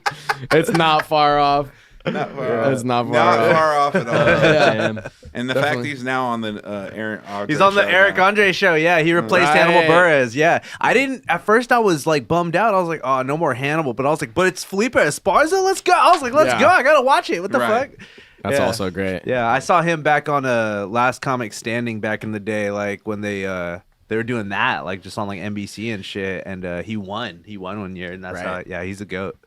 or he's a goat. He's not Yeah. the goat, but he's one of many goats. You know, goats come in herds. You know what Yeah. I'm saying? So They there's do. several goats. Is the goat though of stand up. of being goated? Oh, The goat of being goated. Jesus Christ. I'm sorry. Or This like set theory. Shit. dude, that's tough. Comedy's tough, dude. Yeah. Man. I mean, like of like living. I got pissed again. I mean, I gotta say, like Dave Chappelle is definitely like in the running for goated of goats. He's invincible, bro. Like nothing can happen to him. He's uncancelable. He can just say whatever the fuck he wants. And the more people ask him to not talk about shit, the more he's just like, all right, I'm gonna do a whole new special on this shit. You made me do it. Yeah. Yeah. Respect. Respect to him. Fucking. You know, I forgot to mention Yeah. Daniel fucking Tosh. Oh yeah, Yes. dude. Tosh. Dude, I coming fucking back. love Daniel Tosh. Yeah, dude. Tosh is back now. He's got a podcast now. I'm excited. Yeah. But that dude is actually really, really funny. Super funny. I remember like he got in a bunch of hot water over some fucking joke like a while ago, and I don't even know. But like Tosh.0 was great back in the day too. I feel like he's funnier now though, when he's not having to do the like review bit of Right. like other people's clips. It's just cool. It's cool seeing him in the podcast format where he's like more just a normal dude or a normal comedian, I guess. I really liked his stand-ups. I mean, I wasn't really too much into Tosh.0, really. I wasn't the guy that was into that, but into his stand-ups, I was really into it. I will say I wouldn't have found Reverend X without Tosh. And that was actually such a gem. Who's Reverend X? Reverend X. I'm blanking. Oh, really? Yeah, I'm not sure if I heard of that. I mean, I feel Once like you it sounds. see him, it you'll sounds understand. familiar. You will see what I'm talking about. And there's like a clip on YouTube that's pretty intense. Let's see what we got here. Rev X. Wait, Rev X or Reverend X. Reverend X. Yeah. You got to put the whole Rev. Yep, Spirit that's of him. Truth. The This Spirit guy? of Truth. Yep, Oh shit! Come on. that guy. I The early version of Viral. Oh shit! Hold up. Vince Stewart. Fucking It's from during the audio's late not- 90s. I wouldn't even put that one on. There's another one. Oh, this is on Facebook because we can't do it on YouTube, can we? We could. We can, I think. Do the YouTubeception. Do the YouTube one. Yeah. Reverend X. Aaron, my bad. I'm gonna turn this up a bit. Yeah, you can't full screen. Hit full screen right there.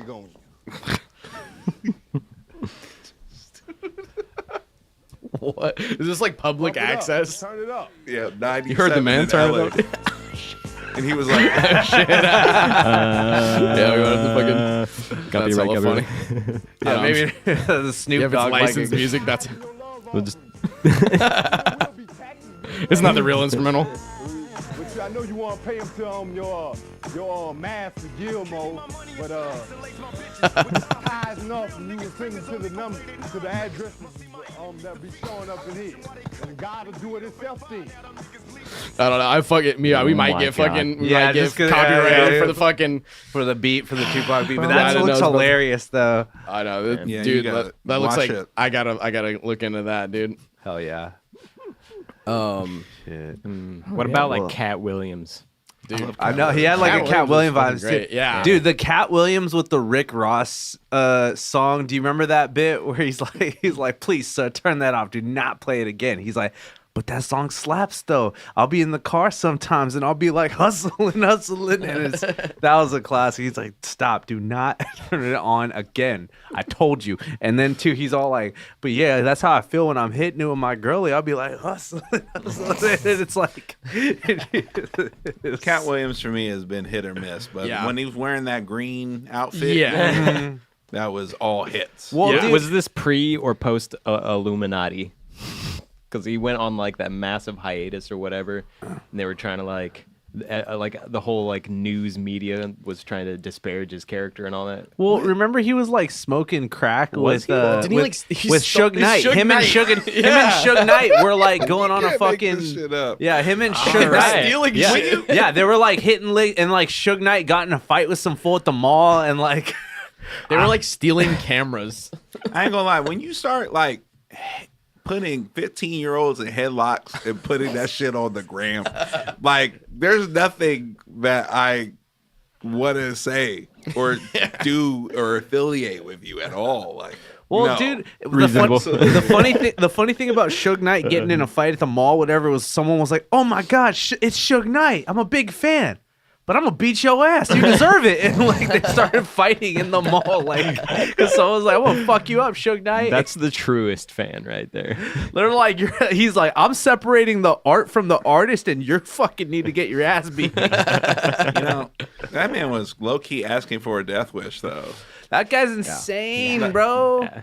Like you're with Suge, you're trying to go fist for fist with Suge Knight.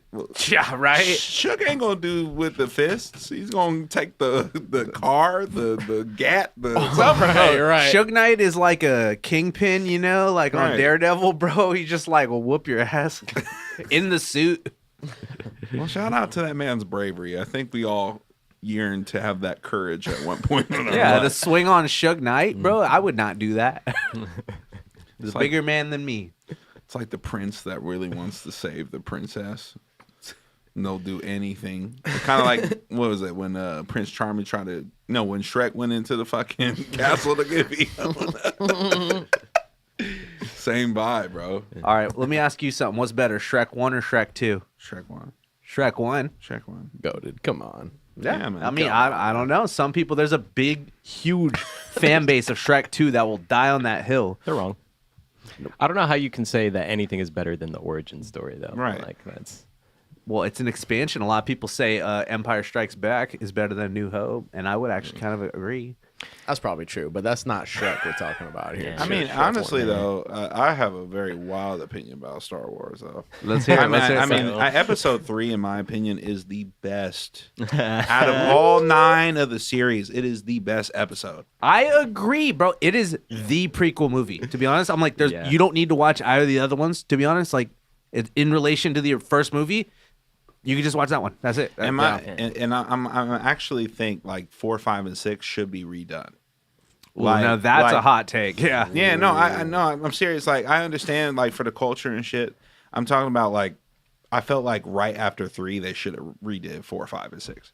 Like, they, like, with all of the... I'm sure they'll try. At this No, point. no. At this point, no, it's too far in advance because they Yeah. have all the CGI, and you're getting J.J. Abrams and Right. the entire Directors Guild to fucking take on this monumental task. It's not Yeah. going to happen. No, the perfect time was right when Hayden Christensen didn't look too damn old, and Right. even McGregor was in his 30s. It was like right after the 3rd episode, you should have redid the 4th, the 5th, and the 6th, and then come back with the 7, 8, 9. Because you had enough times to do 3 of them. You had a whole script to redo 3 of them with the current CGI at the time to give that level of consistency. Because Right. when I'm looking at the prequel, and you're doing the prequel and consistency, and then I got to go back to 4, 5, and 6, where you can definitely see the detriment of technology when it comes to effects. It throws so much off where it's like there's so much depth to the 1st, 2nd, and 3rd series where I feel like that depth in the original, they did the prequel so damn good that like they needed to brush up on certain things. Well, they're just so different on a technical aspect too, which is what's wild. Because it's like the OGs, they used a lot of like stop motion and like miniature figures, and there's a lot of like comping, and there's a lot of like they'll use like a big like painting, like a big oil painting, and like use it to this. So they're using all these different techniques, and it just doesn't mash Practical well effects, yeah. with the early 2000s. Because I love the prequels too, with like the CG. Like the CG is groundbreaking for the time, and like the way everything was. And so yeah, it's not a super uniform experience. So I feel kind of like- feel you there, but it's just so brutal to try to remake those. Like, I feel like the practical effects hold up better after whatever 50 is it almost 50 fucking years now since the first one? the first one came out 45 almost, years it's- ago. we're going on 50 years. And it's like I feel like that holds up better over a longer time frame than the early 2000s CG holds up Right. in Yeah, 2023. yeah. Honestly, like But it's honestly, almost. I mean, it was they very should impressive for the have they time. definitely should have done 7, 8, 9 right after the prequels at least, so that way you could Yeah. see like those characters in that style. But you know, I think that's an actually a really interesting take because, as far as I'm aware, George Lucas made a speech in front of Congress about how artistic IP should be blocked and prevented from being modified after its creation, like in terms of retconning, the content of the IP. And then years later, he goes and he re-amends, some of the original trilogy in post and adds all these things. Like there's a whole Darth Vader scene where he's like, no, and shit. That was all added in post. So I think it's really interesting that was his original intention, and then it just seemed to like break, altogether at like a fundamental level. But now there's no like consistency. Nobody's like saying one thing or the other has to be the case because they've done both, but they don't want to seem to like make those things work together. I don't know if that makes sense. I mean, I think in terms of the effects and stuff, they're making it work with the modern stuff. I mean, I don't know, dude. I kind of stopped fucking paying attention after the newer 7, 8, and 9. I just didn't even watch the 9th one or whatever. I still haven't seen it. Yeah. I remember going to see Rogue One, and we were just like drinking Hennessy in the parking God, lot. Dude. Yeah, we all hell of a night. Yeah, dude. I fell asleep like 20 minutes in. Well, dude, and then the projector broke or whatever in the middle of the movie, and so they stopped it. It was like another like 10 minutes of just sitting in the movie theater by ourselves. All have the spins by this point because it's like the middle of the movie, and then they're like, "All right, movie's back on," and we're like, "Fuck." But yeah, man. But you got any other like shows coming up or any other projects coming out soon, like stuff that you're cooking up on, like? Well, I mean, I'm always working on new things, but really it's just working on living. And but for shows, February 23rd, I'm gonna be doing this show at Flamingo House. Nice. Partnering with Santa Teresa Rum. And they're going to come into town, and we're going to be selling the tickets for a pretty high amount, but you're going to get a free bottle of rum and a vinyl. Which I'm sold out of vinyl, so I'm going to put all of my current music on the vinyl and stuff you haven't heard on vinyl, and it's only going to be exclusive to this event. 300 tickets are going to be sold, and we're going to go bring it out. And then I'm going to be doing Torch Club on January 20th. Nice. With the band. And because, it's culture. And and then I'll be doing Golden Bear on the 21st. It's a free show. Nice. But I'll probably do that one solo. Shout out to Torch Club, dude. Hell yeah, Torch Club. It's like one of my favorite spots to play, man. It's gonna be there on New Year's Eve. Dude, the Gold Souls and Love Mischief. Oh, nice. Yeah, nice. We're doing like a double splitting the bill that night. That's gonna be fun. Cause you're still playing with Sam, right? Oh yeah. Yeah. Don't plan on changing anytime soon. Yeah. So who's in the current lineup? Who's playing with you right now? So right now, the new music is requiring me to have a bigger band. Right. I do not like backing tracks when I'm like, and I have so many instruments that it's like I've noticed even with 4 members. Well, like we can hold it down and it sounds good, but it almost sounds too stripped. But if I add the backing track, then it sounds too condensed, too much. Yeah, yeah. Mm-hmm. And I do not like being held out to a metronome. It's all about the groove. Dude, I hate with like the in-ears and like playing to a click, dude. Nope. It's like, dude, sometimes in-ears are cool, but I don't know, dude. Yeah. It's like I'd rather just have a good sound guy and a good system setup. And Torch Club, love Torch Club, but sometimes their monitoring situation is interesting. So there's 9 people that are in the band right now. Wow. And so Courtney on drums. Yes. Sam Phelps on bass. Darius on guitar 1. Yes. Shout out Darius. Connor Chavez on guitar 2. Oh, nice. Yeah. Jeffrey on keys. Oh, Archie, yeah. Jeffrey Archie, yep.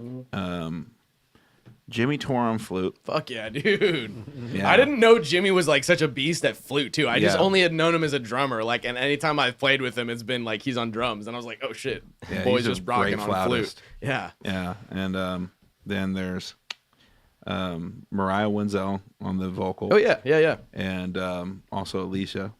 Yes. Alicia from Hayes. Yeah. On the vocal, and it's me on vocal. Oh, dude, that's a fucking killing lineup. So it's like I needed 2 for each instrument, and I imagined it to be And I might add another keyboardist because that's the one thing that's missing. I might need 3 keyboards on certain songs. It's Right. crazy.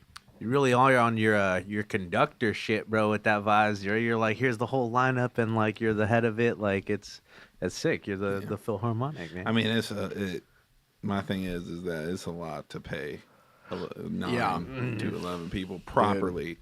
I can't give them a fucking a meal ticket Right. and just say, yeah, here's a kids cuisine and a fucking half off at AM PM. Yeah, I want to be able to make sure they're taken care of. And Dude, shout out to Darius, man. So I guess he's back in SAC now. I guess for the time being, man. Because I'm like, yeah, like when he like moved out or whatever, like that's when I kind of like swooped in on the Gold Souls. I feel like I got the torch passed on to me a little bit, and I'm like, I'm super grateful for that. But man, he's the dude. Like we played at the Gold Souls. We played at his dad's birthday party like a few months ago in Vallejo, and that was like super fun. Just like the backyard vibes. That fucking barbecue was hitting, dude. I bet. Yeah, I bet. yeah, dude. Dude, that's fucking awesome. That's gonna be a crazy show. What day is that at with Torch? That's gonna be January 20th. I do not know what day of the week it is. That's gonna be It's Thursday. Yeah, it's January 20th is Saturday. Yeah. That's gonna be looking good. Yeah, This dude. shit is gonna sell out in like 5 yeah, minutes. That's the type of shit I can't have tickets before. You can't have tickets before. Right. It's just like at the door. Yeah, I've been playing less lately. Right. Yeah. Just doing the U-Haul thing, man. Yeah, U-Haul and Uber. I feel it, dude. I'm like, bro, I literally was driving for fucking 12 hours yesterday. Have you ever drove the same person twice? Yes. Have you ever drove the same person twice in the same day? I have not. Dude, I did that shit. It was like I picked up this fool at like noon, drove him from like Elk Grove to Antelope, and then I was in like Natomas at like 11 at night, still going. And fucking, I was just like, well, it's the same fucking guy. I was like in a whole different area. I was like, what the fuck? What are the odds? And I was like, all right, I probably need to stop now. Hey, it's good money though. When it's popping, it is. It's worth it to do. I'm like, it's worth it to do on the weekends at least for me. I'm like, I try not to do it on like, well, I mean, not on Mondays and Tuesdays and stuff. But when I don't have gigs on the fucking weekends, I'm just like, all right, this is all I'm doing, I guess. But, man, even on the weekdays is good for me. yeah, too. yeah, I can be. It's all right. It's all right, man. Because I used to do DoorDash a lot too. That hurts. And fucking, but dude, honestly, when DoorDash was popping, it's like you would drive so many less miles for the same amount of money, bro. Because like Uber is like always like $1 per mile, like. And then it's like if you get tips, that's good, but like people be tipping way more on DoorDash in my experience. But they deactivated my ass, so whatever. Fuck them. Powered down, bro. Unplugged. Yeah, from they the canceled me, system, dude. bro. It's Did insane. you try turning it off and turning it back on? I guess. But dude, I mean that's the way. And you can. I mean, but shit, dude, like you got fucking millions of streams on Spotify at this point, and you've like toured around the country at least, if not like, I mean, yeah, you said in Canada too, and that's fucking awesome. And I mean, like that's something that not a lot of motherfuckers can say that they've done. So it's like it's inspiring, man. Thank you.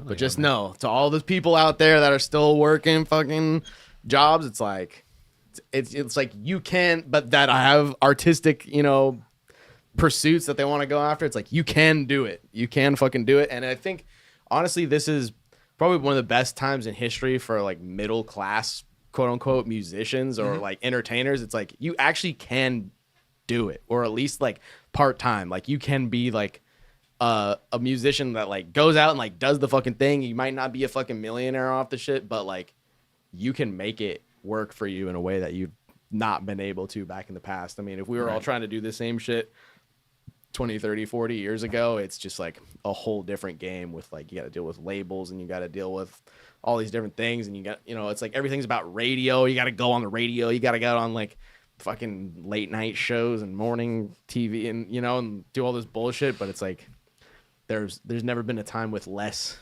gatekeeping than now. I think the biggest requirement that you need to have is just belief in yourself these days. Yeah. That's it. Like, Exactly. my buddy Nick Tello said, yeah, I came to realize that you don't really need X, Y, or Z to be an artist. All you got to do is believe that you're an artist and do what an artist would do if they believed they were an artist. Right. So, yeah. Oh yeah. Fuck yeah, man. That's Do you have any dope. other? We're I was gonna questions? say, yeah, we're hitting about that time. It's been about 2 hours 47 minutes. You got any last Oh thoughts? no, it's been. Wait, no. Oh, one Or hour 47. Sorry, I was like, holy shit. hour Yeah. 47. Sorry. Sweet, dude. But yeah, you got any final words, last thoughts, anything you want to tell the people? Yeah. Live your life. Whether that's like working a regular job or doing music full time, just enjoy what you're doing. Enjoy the present moment. Enjoy being on the podcasts. Yeah. Yeah. Come in, talk, drink water. Talk when you need to. Shut the fuck up when you ain't ask questions. You know? Just do what it does. Hell yeah, dude. I appreciate you so much for coming out here, man. This is an awesome episode. Dude, we're getting so close to episode 100. This has been an awesome 98. We got some big things in the process, dude, in the next like month or two here. And make sure y'all tune in next week, is episode 99. We're doing our fucking ZUDECAST telethon. Our telethon. Our ZUDECAST Yeah, call it's about to be show. sick. God. That'd be crazy. That'd be crazy. About to have a whole slew of guests coming on. The road to 100 has been unhinged. It's been insane. Thank you again for joining you us for for having it, me. bro. Yeah, you're basically our last official guest episode before 100. So appreciate you a ton, bro. Right at the top, bro. Sacramento's finest, as we were just saying, man. Sacramento's finest.